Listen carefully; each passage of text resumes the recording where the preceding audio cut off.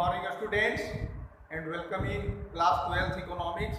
Today we are going to study about privatization.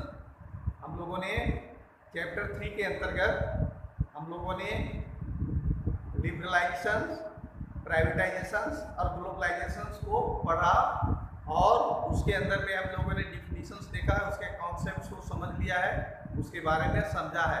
कल हमने liberalisation का एक्सप्लेनेशन किया है कि लिबरलाइजेशन क्या है, उसमें जो लाइसेंस है इत्यादि में छूट दी गई थी, इसलिए इंडस्ट्रियल सेक्टर्स में क्या किए गए, फाइनेंशियल सेक्टर्स में क्या किए गए, टैक्सेशंस में कमी की गई और ये सब विभिन्न प्रकार की चीज़ों को हम लोगों ने पढ़ा।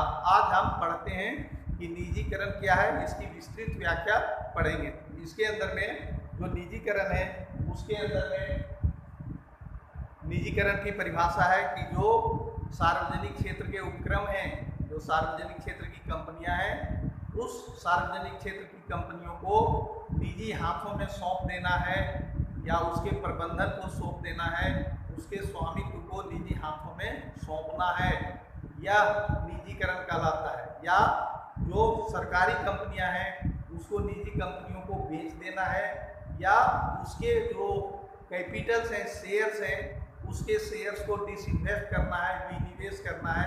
तो ये तीनों प्रोसेस निजीकरण के अंतर्गत आते हैं। तो निजीकरण के परिभाषा हम लोग पुनः देख सकते हैं कि निजीकरण वह प्रक्रिया है जिसमें सार्वजनिक उपक्रम को निजी हाथों में सौंपना या उसके स्वामित्व को निजी हाथों में ट्रांसफर करना, हस्तांतरण करना, या उसके प्रबंधन को निजी हाथों में देना, या उस कंपनी को, सरकारी कंपनी को निजी कंपनियों को बेच देना, या उसके शेयर्स में डिसइन्वेस्ट करना, यह निजीकरण की प्रक्रिया कहलाती है।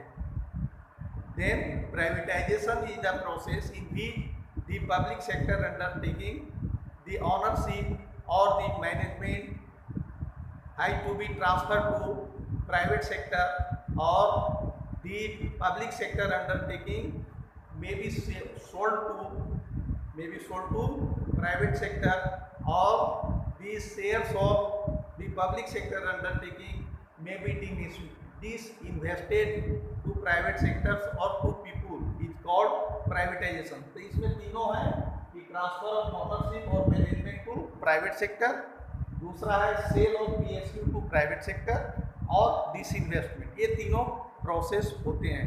उदाहरण के लिए लेते हैं कि मारुति उद्योग जो कार बनाने की कंपनी थी, भारत की सार्वजनिक क्षेत्र की कंपनी थी, इसको हम लोगों ने सुजुकी नामक जापानी कंपनी को बेच दिया।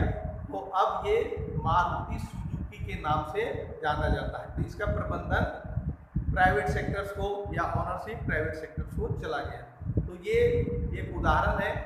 इसी तरह से दूसरी कंपनियों को भी सरकार धीरे धीरे डिसइन्वेस्टमेंट करते हुए निजीकरण की ओर ले जा रही है। तो इसके अंदर में आता है कि कुछ कंपनियां हैं जो भारत के अंतर्गत जो अच्छे स्वामित्व वाली कंपनियां हैं, अच्छी प्रबंधन वाली कंपनियां हैं, उसको महारत्न का दर्जा दिया जाता है, और जो जिसकी पूंजी कम है उसको नवरत्न, जो नई कंपनियां उसको नवरत्न का दर्जा दिया जा रहा है, और उसी तरह लघु रत्न, स्मॉल डायमंड की तरह समझा जाता है। कि कुछ कंपनियां हैं तो उसके बारे में हम लोग जिक्र करेंगे। तो कुछ कंपनियां हैं जैसे इंडियन ऑयल कॉरपोरेशन है, IOC, BPCL, HPCL, Hindustan petroleum corporation limited, Bharat petroleum corporation limited, या इंडियन ऑयल कॉरपोरेशन लिमिटेड, उसी तरह से gas authority of India limited, और उसी तरह से ONGC है, oil and natural gas commission. ये सब विभिन्न कंपनियां हैं जो भारत सरकार की नवरत्न, ये महारत्न कंपनियां हैं। तो इंडियन ऑयल कॉरपोरेशन IOC का फुल फॉर्म है। उसी तरह से लोहा इस्पात बनाने के लिए steel authority of India limited है। इसके अंतर्गत 4 कारखाने हैं, बोकारो, दुर्गापुर, भिलाई और राउरकेला। ये 4 जो कारखाने हैं जो सेल के अंतर्गत हैं, जो स्टील बनाती है, तो ये सेल की कंपनियां कहलाती है। दुर्गापुर, राउरकेला, भिलाई और बोकारो। तो ये 4 कंपनियां हैं। उसी तरह से हिंदुस्तान एरोनॉटिकल्स लिमिटेड है जो हवाई जहाज़ों का, एरोप्लेन का संचालन करती है, हिंदुस्तान एरोनॉटिकल लिमिटेड। MTNL महानगर गैस लिमिटेड, महानगर टेलीफोन निगम लिमिटेड। ये महानगरों है जैसे दिल्ली, कलकत्ता, बॉम्बे, मद्रास, पुणे, हैदराबाद, अहमदाबाद ऐसे शहरों में जो टेलीफोन सेवा प्रदान करती है उसको MTNL कहते हैं। उसी तरह से भारत में जो सार्वजनिक क्षेत्र की कंपनियां हैं उसको BSNL कहते हैं, जो मोबाइल की सेवा प्रदान करती है, डाटा की सेवा प्रदान करती है, इंटरनेट सेवा प्रदान करती है, भारत संचार निगम लिमिटेड। उसी तरह से जितने भी एयरपोर्ट भारत में हैं उसका जो देख रेख करने का है, उसकी जो विस्तारीकरण है, उसका मैनेजमेंट है, तो इसका काम एयर अथॉरिटी ऑफ इंडिया करती है, AAI, air authority of India. और जो ट्रेनें चलती है उसमें विभिन्न प्रकार की सुविधाएं जो प्रदान करती है, जैसे टिकट देना, खाना का सप्लाई करना, ये सब काम करने का काम IRCTC करती है। तो इसको Indian railway catering and tourism corporations कहते हैं। तो ये सब कंपनियां हैं भारत सरकार की, जिसका स्वामित्व शुरू में भारत सरकार के पास 100% था, लेकिन इस इन्वेस्टमेंट करते हुए भारत सरकार अब धीरे धीरे उसका निजीकरण कर रही है। उसके पूरी स्वामित्व का कुछ हिस्सा वह लोगों को या दूसरी कंपनियों को बेचती है, जिससे प्रबंधन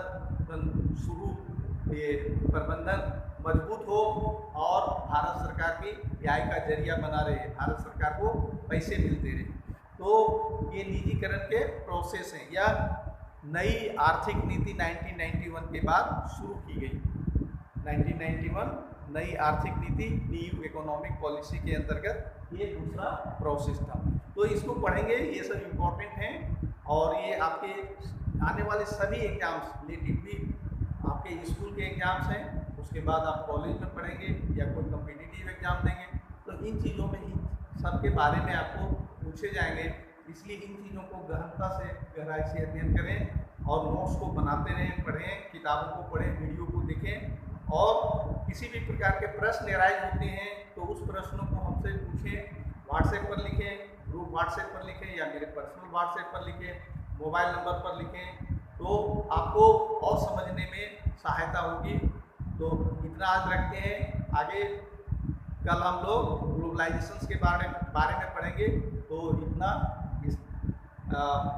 आज इतना के लिए आपको धन्यवाद। Thank you, have a nice day.